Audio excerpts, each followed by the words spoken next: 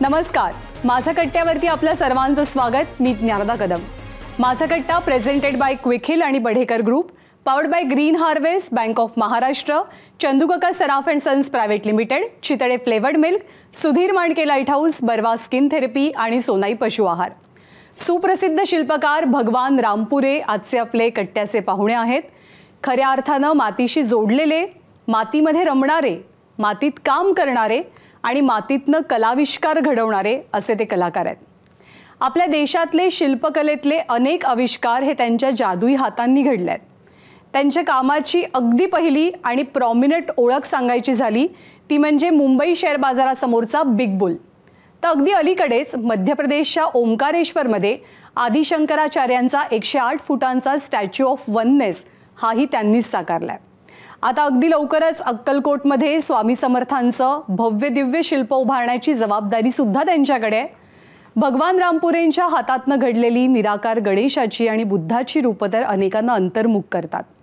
त्यांच्या शिल्पांची एक खासियत आहे आणि ती खासियत अशी आहे की प्रत्येक शिल्प तुमच्याशी बोलतं आणि आपली वेगळी कहाणी सांगतं. आणि त्यामुळेच त्यांची शिल्प अगदी मुंबई ते मस्कतपर्यंत पोहोचली आहेत. त्यामुळे आज कट्ट्यावरती सोलापूरमधला एक सर्वसाधारण मुलगा जगविख्यात शिल्पकार कसा बनला हे जाणून घेतानाच एखादी मूर्ती घडताना, एखादं शिल्प साकारताना त्यांचा अनुभव नेमका कसा असतो, शिल्पकार म्हणून निर्जीव मूर्तीमध्ये सजीवपणा ओतण्याचं कौशल्य कसं पणाला लागतं, या सगळ्याबद्दल आणि त्यांच्या जीवन प्रवासाबद्दल आपण संवाद साधणार आहोत. नमस्कार, आपलं मनापासून स्वागत आहे माझा कट्ट्यावर. रामपुरेजी, आत्ताच जी प्रचंड भव्य अशी आदिशंकराचार्यांची मूर्ती तुमच्या हातून घडली आणि जी आता ओंकारेश्वरामध्ये उभी राहिली, ज्याचं खूप कौतुक होतं आहे. इतकी भव्य मूर्ती तुम्ही घडवली, ती फार सुंदर झाली, याच्याहीबद्दल खूप कौतुक होतं आहे. मी त्याच्याबद्दल वाचताना त्याच्या मागची चॅलेंजेस काय काय होती, वासुदेव कामतांनी पहिल्यांदा ते चित्र करण्यापासून वेगवेगळ्या प्रकारची आव्हानं होती, तर त्या मूर्तीबद्दल आणि त्या अनुभवाबद्दल जर तुम्ही आधी सांगितलं तर मग बाकीच्या गोष्टी ज्या आहेत त्या आपण नंतर पुढे बोलतच राहू. साधारण 2-1 वर्षापूर्वी न्यासमधून फोन आला, भोपाळमधून, आणि त्यांनी सांगितलं की आम्ही 15-1 कलावंतांची निवड केलेली आहे. त्यांना एक 5 फुटाचं आदिशंकराचं शिल्प आम्हाला करून द्या आणि त्यातून जे आमची निवड समिती निवडेल त्यांना आम्ही काम देऊया. मग सगळ्यांना वासुदेव कामतांनी केलेलं एक पेंटिंग आहे, ते पेंटिंग दिलं गेलं आणि तसं आम्हाला करून द्या. तर माझा मुलगा सागर रामपुरे, तोही शिल्पकार आहे, किंबहुना माझ्यापेक्षा चांगला आहे. आता वडिलांचं नाव पुढे असल्यामुळे तो नेहमी बॅकला राहतो. मग तो म्हणाला, पप्पा हे काम मी तुमच्या नावाने लागायला पाहिजे, हे माझं स्वप्न आहे आणि हे चॅलेंज मी घेतो, म्हणजे शिवधनुष्य मी उचलतो, ह्याचं क्लेवर करायला मला द्या. ठीक आहे, आणि मी त्याला दिलं. मग तो आणि त्याचं टीम मिळून काम केलं. एक 5% काहीतरी चेहऱ्यावरचे एक्सप्रेशन मी माझ्या पद्धतीने आणले आणि ते सबमिट केला. सबमिट केल्यानंतर पहिल्यांदा 3 लोकांची निवड केली, माझी आणि संदीप लोंढे म्हणून नाशिकमध्ये एक कलावंत आहे आणि गुजरातमध्ये कुणीतरी एक कलावंत आहे, अशा 3घांची निवड झाली. पुन्हा आम्हाला त्यांनी करेक्शन दिले, म्हणजे त्यांच्या काय अपेक्षा आहेत हे सांगून मग त्यातून मग आमची निवड झाली. तर आता म्हणजे ही मूर्ती बनवताना सगळ्यात मोठं चॅलेंज काय होतं? कारण चित्रकार म्हणून वासुदेव कामतांच्या समोर काय काय प्रकारची चॅलेंजेस होती, म्हणजे कारण बालवयातले शंकराचार्य 11-12 वर्षाचे अशांचं, म्हणजे मुळातच शंकराचार्य कसे दिसत होते याच्यापासूनचे प्रश्न आहेत. त्यात पुन्हा बालवयातले कसे दिसत असतील, मग त्यांचा पेहराव कसा असेल, कारण आपल्याकडं वेगवेगळ्या पद्धतीनं साधू मंडळी वस्त्र परिधान करतात, तर त्यातलं कोणत्या प्रकारचं त्यांचं वस्त्र असेल, भगवा रंग कोणता असेल, इथंपासून ते अगदी त्यांचं रिसर्च टीम आहे. म्हणजे हे जे 4 पीठ आहे, शृंगेरी पीठचे सर्वात मार्गदर्शक, त्यांना मार्गदर्शन मिळालेलं आहे. शृंगेरी पीठचे जे पीठाधिपती आहेत, तर ती लोक ज्या पद्धतीने परिधान करतात, शॉल असं उलटं घेतात, म्हणजे पद्धत वेगळी आहे. तुम्ही म्हटल्याप्रमाणे खरी गोष्ट आहे. म्हणजे तुमचं निरीक्षण आहे. म्हणजे कलर देखील वेगवेगळ्या पद्धतीचे, प्रत्येक ठिकाणचं भगवा रंगामध्ये वेगवेगळ्या छटा आहेत. अगदी अगदी अगदी. तर त्यांच्या मार्गदर्शनाने ते ड्रेपरी वगैरे निवडली गेलेली आहे. आणि 12च वर्ष कशासाठी, तर केरळाचा त्यांचा मूळ जन्म, 8व्या वर्षी ते आईचं परमिशन घेऊन संन्यास घेतला आणि ओंकारेश्वरला आले. तिथे त्यांना गुरु भेटले आणि 4 वर्ष तिथे शिक्षण ग्रहण केल्यानंतर 12व्या वर्षी त्यांच्या गुरूंनी सांगितलं की आता तू परिपूर्ण झालेला आहे आणि जगाच्या कल्याणासाठी आधी तू देश भ्रमण कर. आणि म्हणून तो असं चालण्याचा पोज आहे. म्हणजे तो आता निघालेला आहे गुरुच्या आज्ञेने, म्हणून तो 12 वर्षाचा आहे. आणि 12 वर्षाचा मुलाचा रेफरन्स मिळवण्यासाठी अनेक लोकांचे, आणि नुसतं 12 वर्षाचाच असून चालत नाही, तपस्वी डोळे पाहिजे. म्हणजे इनलाइटेड माणसाचं आपण बरेच केलेलं आहे, बुद्धाचे केले, पण इनलाइटेड बालक ते जे तेजस्वी डोळे पकडणे आणि स्माईल, म्हणजे अशा तपस्वी मुलाचे ओठ किती, म्हणजे स्माईलमध्ये एक डिवाइननेस असलं पाहिजे. म्हणजे मी इच्छा व्यक्त केली की मला मुंबईमध्येच मी करेन फर्स्ट प्रोटोटाईप, आणि कामत सरांच्याच घरी मी करणं पसंत करेन, कारण तिथल्या तिथे त्यांचं मार्गदर्शन, म्हणजे आमचं एक कलावंत म्हणून एक ट्युनिंग आहे आणि आम्ही करू. आणि मी सांगतो सर तुम्हाला, 3-3:30ला मला आपोआप जाग यायची पहाटे. पहाटे. आणि ड्रायव्हर होता माझ्यासोबत, ड्रायव्हरला उठवायचो, चल मला माती दे, कारण माझ्या सुडे सगळं टीम आहे, पण इथे मी एकटाच होतो आणि ड्रायव्हर होता. बिचाऱ्याला झोपेतून उठवायचो आणि काम करायचो. ती एक वेगळी नशा होती. खरं तर कलावंत म्हणून आपण अभ्यास करतो, रेफरन्सेस घेतो, याहीपेक्षा असे अनुभव आले की म्हणजे सर्टन कामाला लागल्यानंतर तर एक ऊर्जा आल्याचं भास व्हायचं आणि आपल्याला माहीतच व्हायचं नाही की आपण काय करतो का नाही. म्हणजे ट्रान्समध्येच काम केलेलं आहे ते.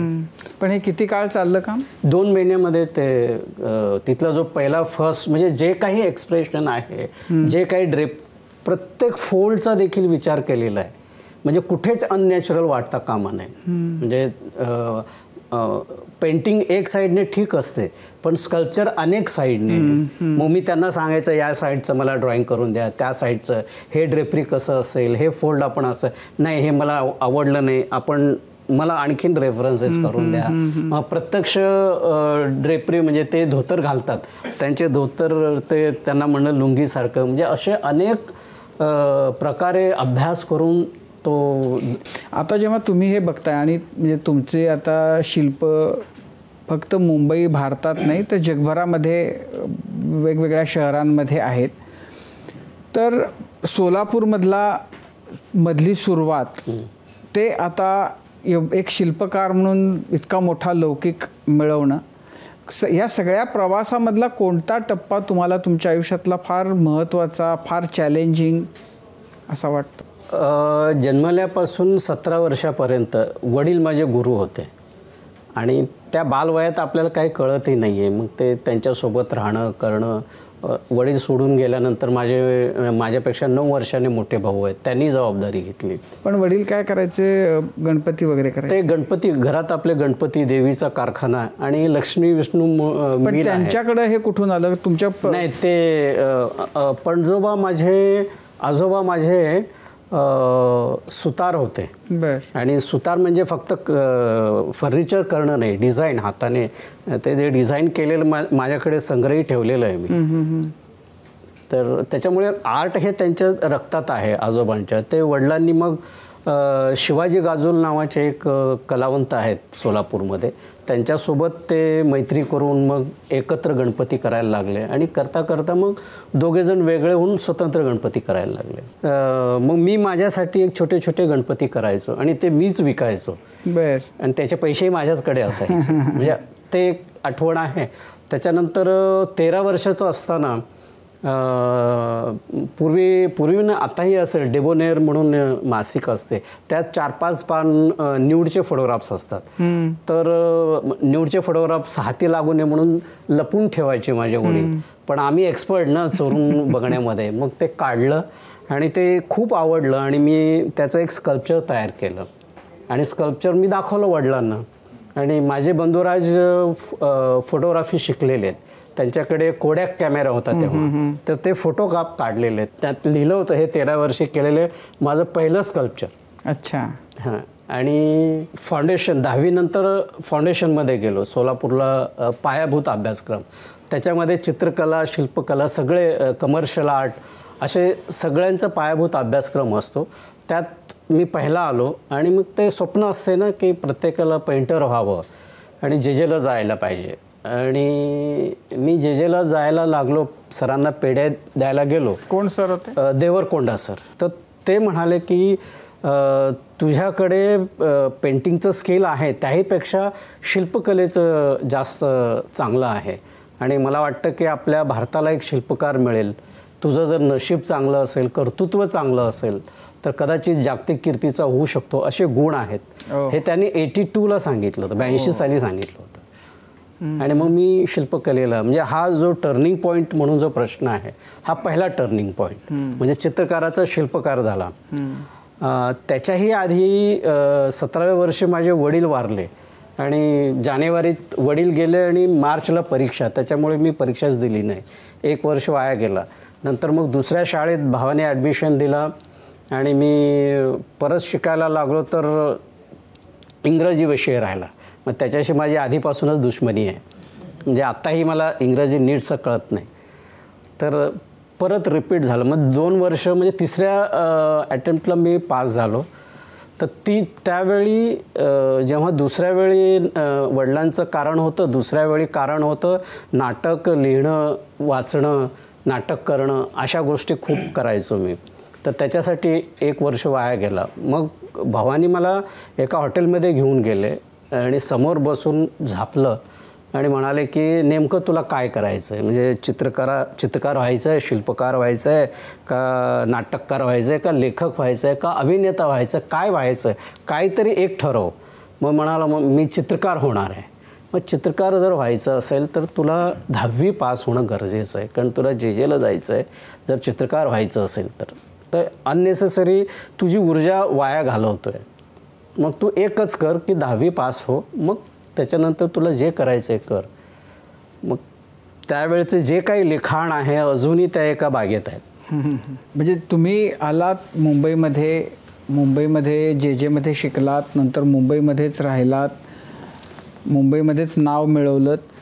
मग पुन्हा सोलापूरला जावं असं तुम्हाला का वाटलं? म्हणजे मुंबईत राहूनच तोपर्यंत तुमचं चांगलं नाव झालेलं होतं.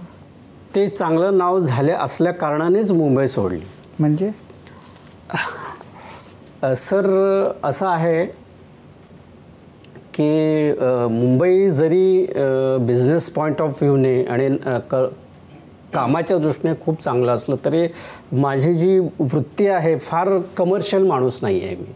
म्हणजे शांततेने काम करावं, गार्डन असावं, डोंगर दरी असावी, अशा ठिकाणी आपलं स्टुडिओ असावं. एक फॅन्टसी असते ना प्रत्येकाची, तशी फॅन्टसी. आणि मुंबईमध्ये इतकी मोठी जागा कशी मिळणार आहे?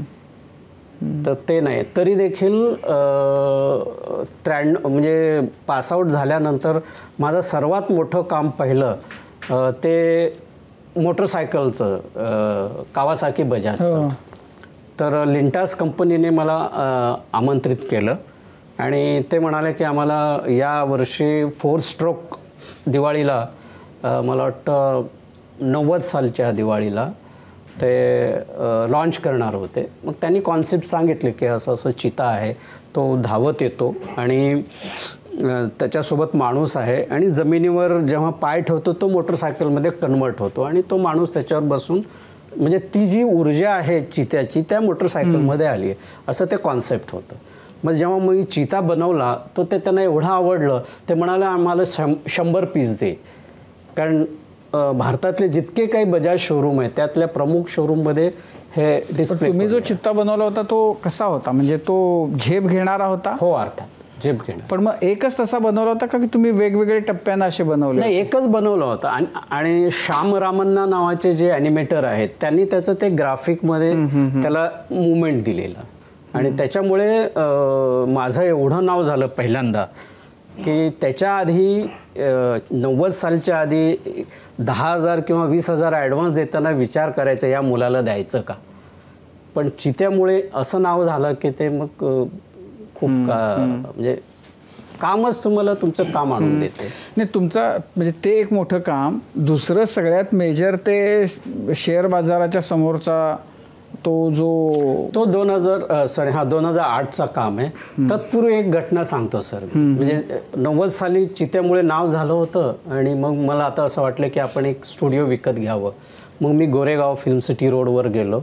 तिथे एक तात्पुरतं सुरुवातीला एक 15 बाय 50चा एक गाळा विकत घेतला आणि त्याच वर्षी म्हणजे बॉम्बे बाबरी मस्जिद पडली होती. त्याच्यामुळे मुंबईचं वातावरण खूपच हे झालं होतं आणि मी स्टुडिओचं ओपनिंग 1 तारखेला केलं, 93च्या जानेवारी 1 तारखेला. मग मी असं काम करायला बसणार आहे. म्हणजे माझं कॉलेजमध्ये आलो होतो 82 साली आणि मला असं वाटलं की माझं पहिलं काम माझ्या आईचं असावं. पोर्ट्रेट हा माझा आवडीचा विषय आहे आणि कॉलेजमध्ये कळलं की माणूसाला असं बसवलं जाते आणि त्याचं काम केलं जाते. हे पहिल्यांदा पाहिलं मी. गणपती आणि याच्याशिवाय काय माहीत नाही.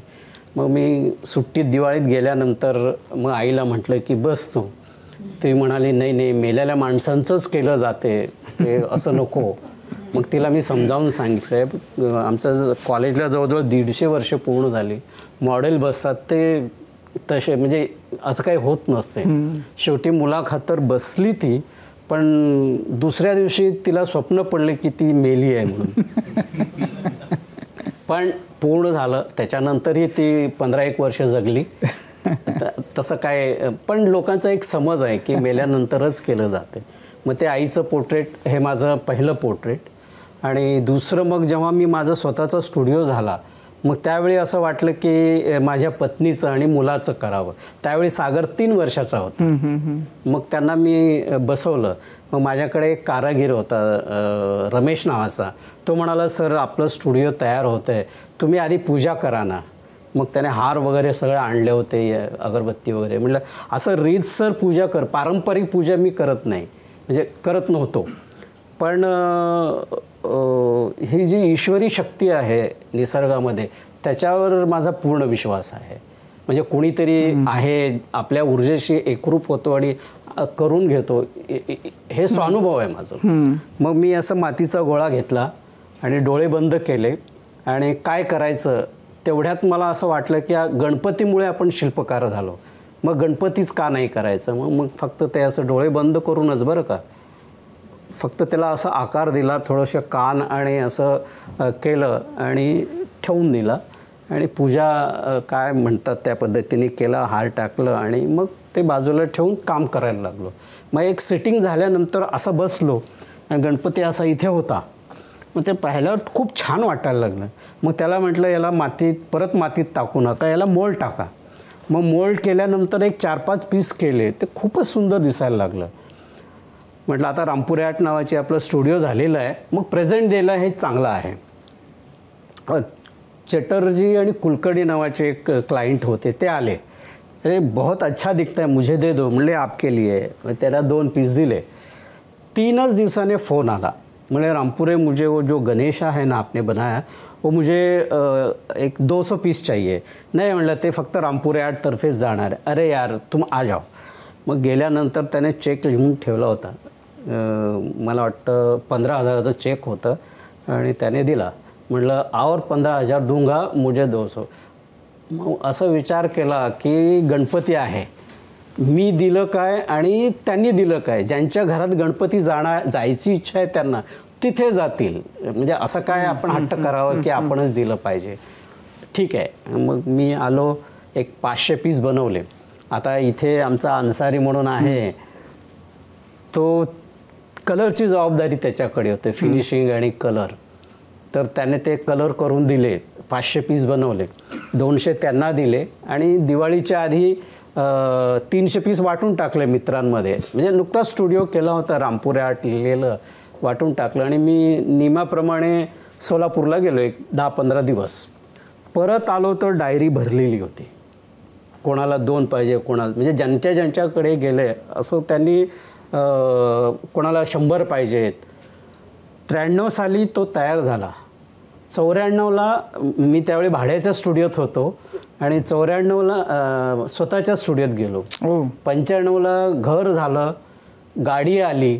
गणपतीमुळं? फक्त गणपतीमुळं. त्या गणपतीने म्हणजे असा चमत्कार केला. एक नाशिकला ते बाफना मोटर आहे, तर बाफना मोटर्स, तर त्यांनी मला 1000ची आधी ऑर्डर दिली. मग ते संपले म्हणजे कार विकलं गेलं की त्याच्यासोबत ते डॅशबोर्डवर असायचं. ट्रान्सवर्ल्ड शिपिंग कॉर्पोरेशन, ते जगभर त्यांची जहाजं फिरतात, त्यांनी जवळजवळ 5000 घेतले आणि जगभर फिरले ते. म्हणजे पॅरिसमध्ये देखील माझा एक मित्र आहे, तो म्हणाला की इथे विकायला आहेत. अनेक अनुभव आहे. तर माझ्याकडचे काही कारागीर सोडून 94पर्यंत मी एकटाच करायचो, तेही कॉपी करायला लागले. आर्चिसमध्ये रामपुरेची गणपती असं एक रॅक तयार केलं आणि नंतर त्या टाईपने अनेक लोकांनी त्याचे कॉपीज त्या गणपतीचे केले. तुमचा दुसरा जो गणपती आहे तो निराकार, तो तर इतका विलक्षण आहे. आणि पण ते म्हणजे हे निराकार आणि तो म्हणजे माझ्या घरी तो आहे आणि आता तो खूप बघितला जातो आणि दिसतो लोकांना. पण जेव्हा तो नवा होता तेव्हा लोक अचंबित होऊन बघत राहायचे की हे असं तो कसा राहतो. म्हणजे ते मुळामध्ये त्याचं जे बॅलन्सिंगचं जे तुम्ही केलेलं आहे, तर ती आयडियाच मुळात कशी आली आणि तो म्हणजे तो कधीचा आहे गणपती? खूप सुंदर प्रश्न आहे सर. म्हणजे आयडिया कशी आली? आयडिया अशी आली, मी मीराचं स्कल्पचर करत होतो, मॉडेलला बसवलं. आता फार आपल्याकडे वेळ कमी म्हणून डिटेल सांगत नाही. मीराचं स्कल्पचर, ओशोंचं एक प्रवचन आहे मीरावर, ते ऐकल्यानंतर मला अनेक मीरा दिसायला लागल्या, अगदी बालपणापासून ती इनलाईट गुप्त होण्यापर्यंत. तर एक प्रसंग माझ्या डोळ्यासमोर खूप यायला लागलं की ती अशी भजन करते आहे.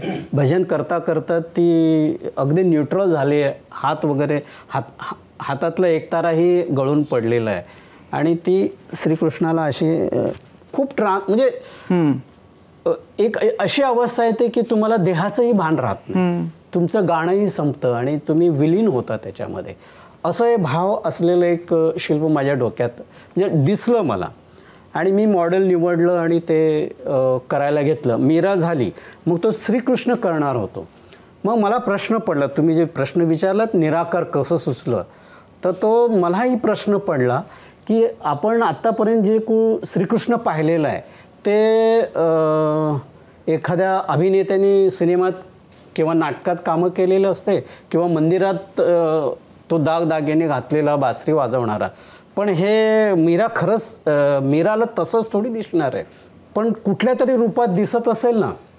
मग मी त्यावेळी खूप ध्यान वगैरे करायचो, म्हणजे पराकोटीचं मी पहाटे उठून ध्यानात बसायचो. मग मी असा हट्ट केला की स्वतःवर हिप्नोटाईज केलं आणि मीराला कसं दिसत असेल श्रीकृष्ण. कारण आपल्याला आपल्या मनातली प्रतिमा नाही करायचं, आपल्याला मीराच्या मनातली प्रतिमा उभी करायची. मग मला असं मूर्ती समोर काही आलं नाही, पण एक आकार आला, फॉर्म, म्हणजे एक शुभ्र फॉर्म असा दिसला जो आपल्याकडे इमेज आहे श्रीकृष्णाची बासरी वाजवताना. पण आता हे फॉर्म पकडणार कसं? फॉर्म तर ॲब्स्ट्रॅक्ट असते आणि माती ही फॉर्म आणि ती फॉर्मलेस, म्हणजे पकडणं अवघड आहे. मग तो जो गणपतीचा जो निराकार तो गणपतीचा फॉर्म होता, फक्त असे कान आणि म्हणजे हात नाही काय नाही तरी ते गणपती म्हणून प्रसिद्ध झालं. त्या गणपतीने पुष्कळ दिलं. मग त्या गणपतीचंच फॉर्म कृष्णामध्ये केलं, त्यात कुठे दागिने नाही आहेत काय नाही आहे, एक फॉर्म उभा केला फक्त बासरी वाजवतानाचा आणि तो केला. ते प्रदर्शन जहांगीरमध्ये लागलं, विकलं गेलं, पुष्कळ गाजलं ते. पण माझ्या मनातून ते ॲब्स्ट्रॅक्ट फॉर्म जो आहे तो कसा पकडायचा, हे एक साधारण 3-4 वर्षानंतर अचानक एकदा पहाटे उठलो आणि झोपेतच पेन घेतलं, वही, आणि निराकार बुद्ध, निराकार गणेशाचे असे चित्र आपोआप काढले. आणि त्यावेळी मी अकोल्यात होतो, सासरी. मुंबईत आल्याबरोबर आधी तो गणेशा केला. ही कोणत्या सालची गोष्ट असेल? 97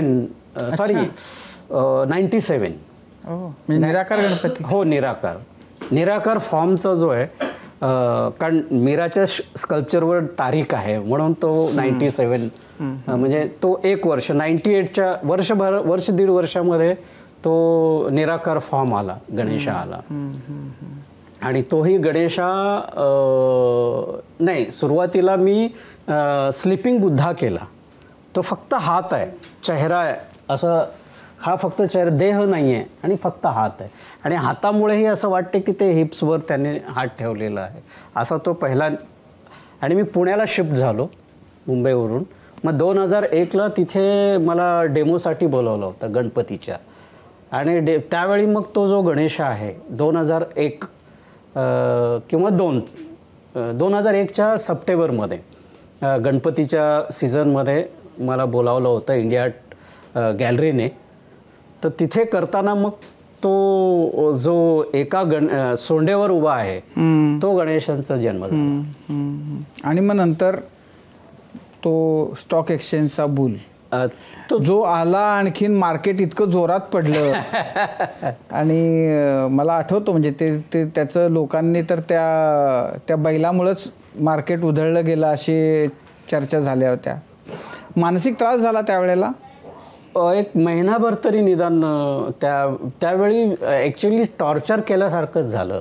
म्हणजे टाइम्स ऑफ इंडियामध्ये बुल आणि पनौती असं आर्टिकल आहे. नेटवर तुम्ही फक्त बुल टाकलं आणि किंवा भगवान रामपुरे टाकलं की ते आर्टिकल आजही वाचू शकतो.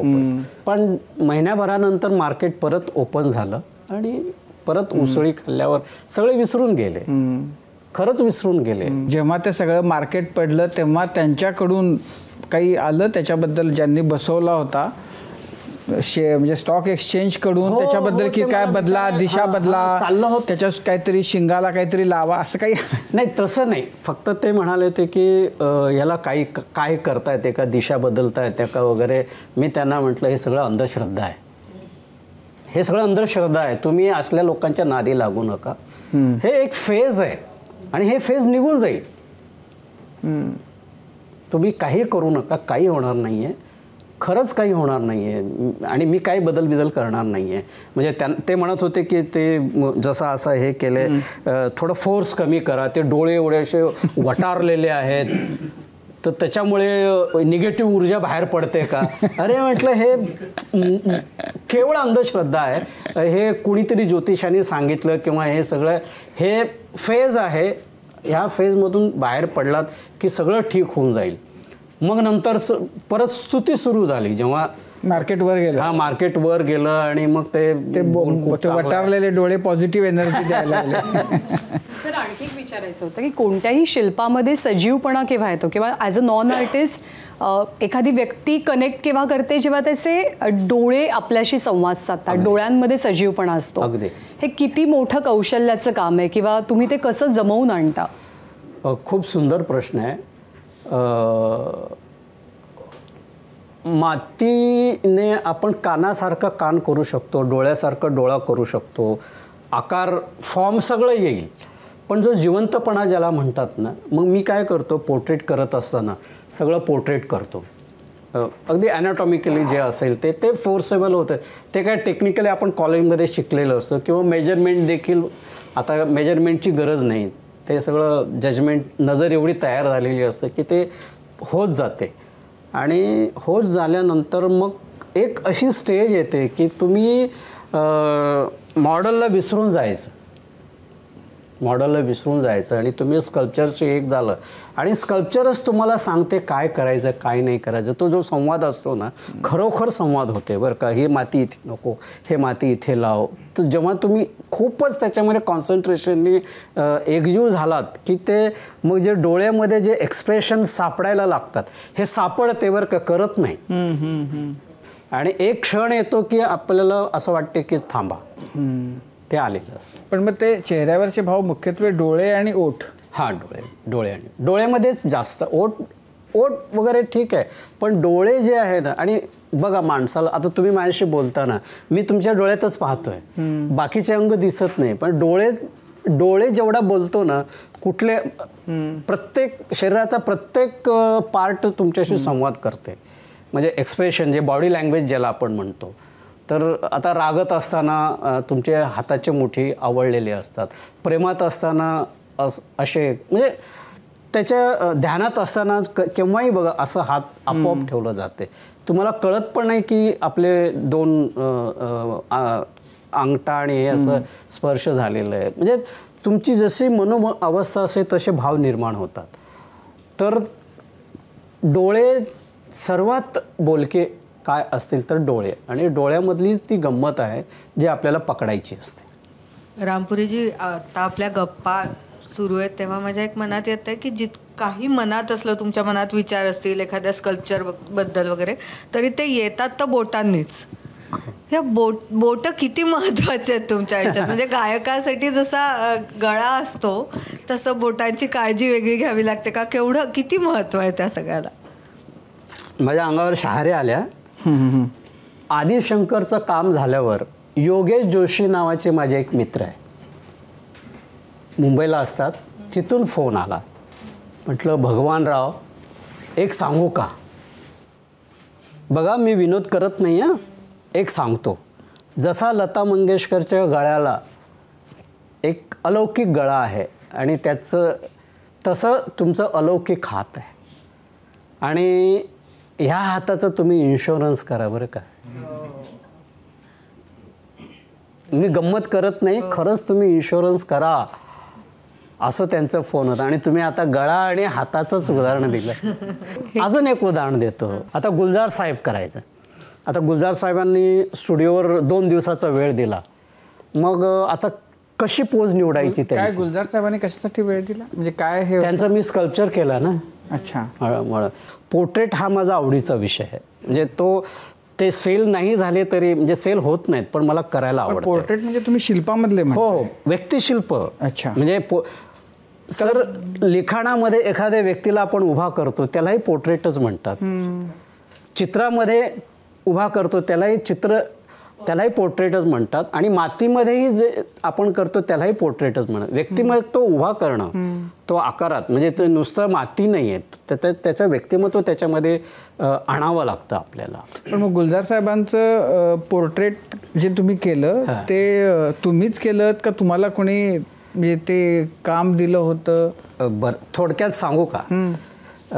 ते जे गणपती आहे, हो, तो गणपती चंद्रशेखर गोखले जो त्यावेळी खूप फेमस झाला, चारोळ्यावाला, तर तो आला होता. तोही जेजेला जवळपास माझ्यासोबतच होता. तर तो स्टुडिओत आल्यानंतर त्याला मी प्रेझेंट दिलं. प्रेझेंट दिल्यानंतर तो म्हणाला मला अजून 2-3 दे ना. म्हटलं घेऊन जा. मग तो विजय तेंडुलकरांना दिला, कारण त्यांच्या घरी त्यांचं खूप प्रियाशी त्यांचं खूप चांगलं नातं होतं. मग तेंडुलकर सर बघितले, अरे कोणी केलं आहे, खूप सुंदर आहे. काय आकाराचा होता तो गणपती? तो 6 इंचाचा होता. केवळ 6 इंचाचा. एवढंच. हे कप जेवढा आहे ह्या कपचाच आकाराचा होता, फक्त थोडा फॉर्म वेगळा होता. तर ते घेतले म्हणे आणि म्हणाले कोणी केलं आहे? त्यांनी सांगितलं ह्याच्यात ग्राफिकनेस खूप सुंदर आहे. म्हणजे इतक्या कमी रेषांमध्ये गणपती दिसणं आपल्याला फार अवघड गोष्ट आहे. तर याला सांग मला येऊन भेट म्हणा, मला आवडेल त्याच्याशी भेटायला. हा लगेच मला फोन केला, अरे भगवान तुला आहे ना बाबांनी बोलवलेलं आहे. म्हटलं बाबा? म्हटलं तेंडुलकर बाबा. हां, मग ठीक आहे, मला नंबर दे, मला भेटायचंच आहे. मी त्यांची अनेक नाटकं पाहिलेली होती. दीनानाथला कन्यादान त्यावेळी नुकतंच लागलं होतं. मग फोन केला, गेलो. मग ते खूप कौतुक करायला लागले ते हे आणि जाताना त्यांना एक छोटं 6 इंचाचं ओशो पण घेऊन गेलं होतं, तर तेही त्यांना खूप आवडलं आणि मग ते खूप कौतुक करायला लागले. आणि त्यांचं बोलणं इतकं आणि इतक्या मोठ्या व्यक्तींना आपलं कौतुक नाही, आपल्या कलेचं विश्लेषण करताना ऐकण्यात खूप आनंद असते. म्हणजे ते अनुभव ते आपण रस पितो तसं पित असतो मी. तर ते सगळं झाल्यानंतर मग त्यांना विनंती केली की मला तुमचं पोर्ट्रेट करायला आवडेल, तुम्ही वेळ द्याल का? का नाही, देतो ना, पण माझा पोर्ट्रेट करणार म्हणून देत नाही, तू मातीतून एखाद्या माणसाला कसं उभा करतो, कारण हे तर शून्य असते, काही नसते, आणि साध्या मातीतून आकारात माणसाचा आकार कसं काय करणार आहे हे मला पाहायला आवडेल. मग ते आले स्टुडिओवर. कुठे? सोलापूरला? नाही, मी त्यावेळी गोरेगावमध्ये. गोरेगावला 94ला माझा स्टुडिओ स्वतंत्र स्टुडिओ झाला होता.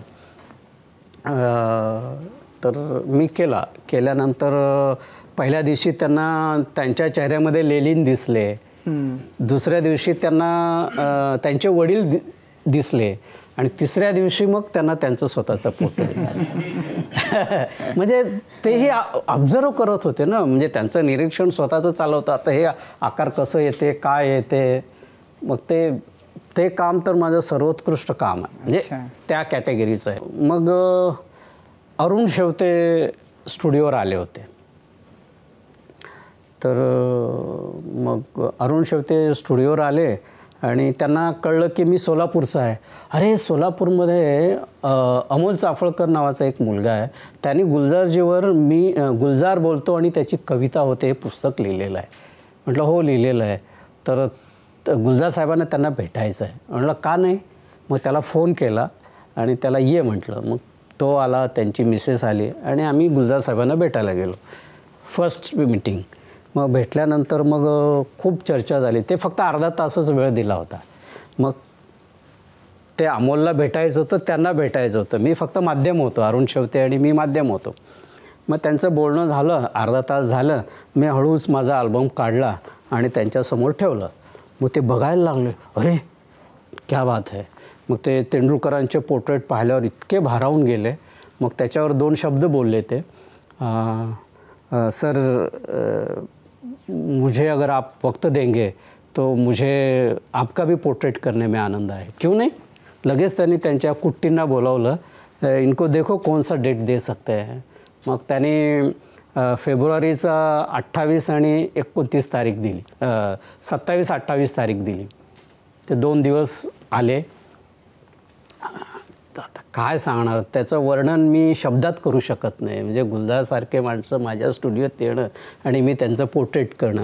हां, मूळ विषय आपला असा होता की पोज कसं करायचं, पोज कशी निवडायची, कारण ते इतके कवी आहे आणि हे म्हणाले. आणि गप्पा करता करता ते चहा आला. चहा आल्यानंतर मग त्यांनी काय केलं, नाही चहा झाला. चहा झाल्यानंतर मग त्यांना काहीतरी लिहायचं होतं. ते चहा ठेवला आणि चष्मा काढून हे असं ठेवलं आणि असं लिहायला लागलं, कारण त्यांचा चष्मा दूरचा आहे, जवळचा नाही आहे. तर ते असं करून असं, आणि ते लिहिता लिहिता खूप ह्याच्यात गेले. म्हणलं सर मुझे यही पोज पकड. ज्यावेळी एखाद्या कामात कॉन्सन्ट्रेशन झालं आणि तो विसरला स्वतःला, म्हणजे लिहिताना किंवा कविता वाचताना, तर त्याचं कॅरेक्टर त्याच्यात उतरत असते प्रत्येकाचं. तर त्यांचं कॅरेक्टर आहे चष्मा असं ठेवणं आणि असं लिहिणं. सर मुझे ऐसा ही पोज चाहिए. मग तो तसाच केला. पण जेव्हा तुम्ही मूर्ती बनवता तर तुम्ही तर त्याचं म्हणजे सगळं शून्यातनं निर्माण करत असता. ती छोटी असेल मूर्ती किंवा आता जशी आता ही शंकराचार्यांची झाली.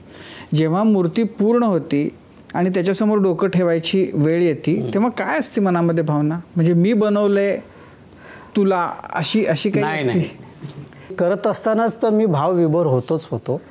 ते झाल्यानंतर हे मी केलेलं नाही आहे, हे करून घेतलेलं आहे आदिशंकरांनी. म्हणजे जेव्हा बुद्ध असेल किंवा स्वामीचं शिल्प असेल किंवा हे त्यावेळी मूर्तीमध्ये ईश्वर नसतो, त्या भावनेमध्ये ईश्वर असतं. तुम्ही त्या भावनेने जर पाहाल तर तुम्हाला तुमचे भाव तुम्हाला रिटर्न मिळतात. आणि तुम्ही भावविरहित पाहाल तर ते तुमच्यासाठी शिल्पच असते, देव नसतो. हे जे भाव आहे ना, हे भावनेचं खेळ आहे. श्रद्धा अश्रद्धा तुम्ही ज्या भावनेने पाहाल ते तुम्हाला परत मिळत असतं. आणि करोडो लोक बघणार आहेत, तर तो भावनेचा प्रश्न आहे.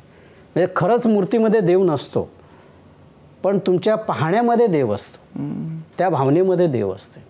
आणि आपल्याकडे एवढे म्हणजे फार कमी 5% 10% लोक असतील की त्यांना मूर्तीची गरज नाही आहे. जसं लहानपणी हात पकडून चालतो मुलगा, मग नंतर ज्याला चालायला आल्यानंतर हाताची गरज नसते वडिलांच्या किंवा आईच्या, तो स्वतःच्या पायाने चालतो. तसं आपल्याला मूर्तीची गरज असते आपल्या भावनेसाठी, आपल्या श्रद्धेसाठी. मग नंतर जेव्हा तुम्ही त्यातून बाहेर जाता तर तुम्हाला मूर्तीची गरज नाही. तुम्ही डोळे बंद केलं तरी ते भाव तुमच्यामध्ये उत्पन्न होतात. रामपुरेजी, एक छोटासा प्रश्न. आता तुम्ही गुलजारांबद्दलचा प्रसंग आम्हाला सांगितला. जसं एखादा अभिनेता असतो त्याचा प्रत्येकाचा एक ड्रीम रोल असतो, तसं शिल्पकाराच्या मनातला की मला काहीतरी आयुष्यात अशा पद्धतीचा ची मूर्ती करायची किंवा ह्या व्यक्तीचं पोर्ट्रेट करायचं, असं ड्रीम काय असतं? असे भरपूर खरी गोष्ट आहे, प्रत्येकाला वाटत असते. आणि माझे जवळजवळ 25-30 वर्षापासूनचे शिल्प माझ्या डोक्यात आहेत. म्हणजे कसं विजन येते तुमच्या डोक्यात, ते प्रकाश पडतो आणि ते कन्सीव्ह होते मनामध्ये, आणि मनातच ते डेव्हलप होत राहते. आता एक स्कल्पचर आहे, 25 वर्ष झाले, ते अद्याप पूर्ण झालेलं नाही आहे. तर ते मला पूर्ण करायचं आहे. म्हणजे तेच नाही, असे बरेच शिल्प आहेत. आणि व्यक्तिशिल्प म्हणाल तर खूप सुंदर संधी होती विजय आनंदा, मी फोन पण केला होता, पण ते वारले, त्याच्यामुळे होऊ शकलं नाही. आत्ता मला वाटतं की देवसाहेबांचं मला करायचं होतं, गुलजारजींचं करायचं होतं, गुलजारजी नाही, गुरुदत्तजींचं करायचं होतं. तर असं माझं एक स्वप्न आहे, हाऊस ऑफ पोर्ट्रेट म्हणून एक्झिबिशन करायचं. मागे एक फोटो येतो सारखा, लता दीदींचं शिल्प आहे ते, उषाताई बघतायत तुम्ही आहात, तर ते शिल्प नेमकं कधीचं आहे आणि कुठे येते आत्ता? ते हृदयनाथ मंगेशकरजी, उषा दीदी यांना खूप आवडलं. ते मोदी सरकारला देणार होतं, पण ते वेळेच झालं नाही. ते फंक्शन ज्या दिवशी होतं ना, कारण मला स्वतःला आवडल्याशिवाय हे काम तर मी देणार नाही. आता आणखी एक नवं शिल्प, मोठं भव्य शिल्प घडणार आहे, ते म्हणजे स्वामी महाराजांचं. ते कसं घडणार आहे, कधीपर्यंत पूर्णत्वास येणार आहे, त्याच्यासाठीचे प्लॅन काय आहेत? खूप सुंदर प्रश्न आहे. हे माझ्या आध्यात्मिक गुरु आहेत आनंद पेठे काका, आता शरीरात नाही आहेत. त्यांनी माझं स्वप्न माझ्या डोक्यात दिलं आणि मी त्यांच्या समोर बसून त्यांना सांगायला लागलो की माझ्या डोक्यात अशी कल्पना आहे, असं स्वामींचं चित्र दिसते, असं हे असावं, स्वामीं एक गुहा बनवावी, डोंगर बनवावं आणि आपण आत प्रवेश करावं, समोर दत्त गुरु दिसले पाहिजे आणि श्रीपाद श्रीवल्लभ स्वामी आणि नरसिंह सरस्वती हे समोर शिल्प दिसलं पाहिजे. तर असं सगळं म्हणजे ज्याला लिहिता वाचता येत नाही असाही माणूस जर आला कोणी, स्वामींचं अख्खं चरित्र त्यांना कळलं पाहिजे, हे भाव आहेत. आणि मी हे कोकणात करणार होतो. तर अक्कलकोटचे राजे आहेत, मालोजी राजे, आताचे जे मालोजी राजे 30 वर्षाचे आहेत, त्यांनी मला आमंत्रित केलं आणि ते मला म्हणाले की मला अक्कलकोटमध्ये खूप सुधारणा करायची आहे, तर मला तुम्ही कोकणाच्या ऐवजी इथे कराल तर मला आनंद होईल. तर मी जागा देतो, म्हणजे ते जागा देतो, सगळं फायनान्स करणार म्हटल्यावर मी का नाही म्हणणार आहे. मला आनंद झाला. आणि अक्कलकोट म्हणजे ही स्वामींचीच कृपा आहे. मग जेव्हा माझा मुलगा आणि मी भेटायला गेल्यानंतर नुकताच 108 फुटाचा आदिशंकर काम चाललं होतं, त्याचे फोटोग्राफ्स त्यांनी पाहिले. मग ते म्हणाले मग इथे आपण 108 फूट का नाही करायचं. मग सागरनी लगेच त्यांनी केलेलं शिल्प दाखवलं छोटासा. मग ते बघून खुश झाले. म्हटलं ह्याचंच करूया आपण. म्हणून ते जे केलेलं आहे ते सागरचं काम आहे, त्याचं आम्ही मोठं करणार आहे. तर ते शिल्प, ती जबाबदारी सागर सुरू आहे काम सध्या? हो, चालू आहे. म्हणजे ऑलरेडी काम सुरू झालं. कधीपर्यंत पूर्ण होईल ते? पहिला जो फेज आहे साधारण 1.5 वर्षाचा आहे, जो 108 फुटाचा आहे, ते 2 वर्षापर्यंत होईल. आणि माझं जे पूर्ण चरित्र आहे ते साधारण 5 वर्षात, म्हणजे इथून 5 वर्षात एक 3 ते 5 वर्षामध्ये होईल असा एक अंदाज आहे आणि स्वामींनी कृपा केली तर लवकर पण होईल. असं आहे की आपल्या नावामध्येच भगवान आहे, त्यामुळे कदाचित हा एक योग असावा की खूप सुंदर अशा देवी देवतांच्या मूर्ती आपल्या हातनं घडल्या. तो योग असाच आपल्या आयुष्यामध्ये अबाधित राहू. आणि आपण खूप सहजपणे म्हणतो ना की एखाद्या व्यक्तीचं आयुष्य कसं असतं ते मातीच्या गोळ्याप्रमाणे असतं. जसं आपण आकार देतो तसं ते लहान मूल घडत जातं. तर तुम्ही खऱ्या अर्थानं त्या मातीमधनं एक वेगळी सजीव सृष्टी निर्माण केलेली आहेत. तर असंच काम आपल्या हातनं सदैव घडत राहू या आमच्या शुभेच्छा आणि मनापासून आभार कट्ट्यावरती आल्याबद्दल. धन्यवाद. आणि यानंतर माझा कट्ट्यावरती वेळ झालेली आहे इथेच थांबण्याची. माझा कट्टा प्रेझेंटेड बाय क्विक हिल आणि Badhekar group, power by green harvest, bank of Maharashtra, Chandukaka Saraf and sons private limited, Chitale flavoured milk, Sudhir Mandke light house, Barva skin therapy आणि सोनाई पशु आहार. ताज्या घडामोडींसाठी पाहत रहा ABP माझा.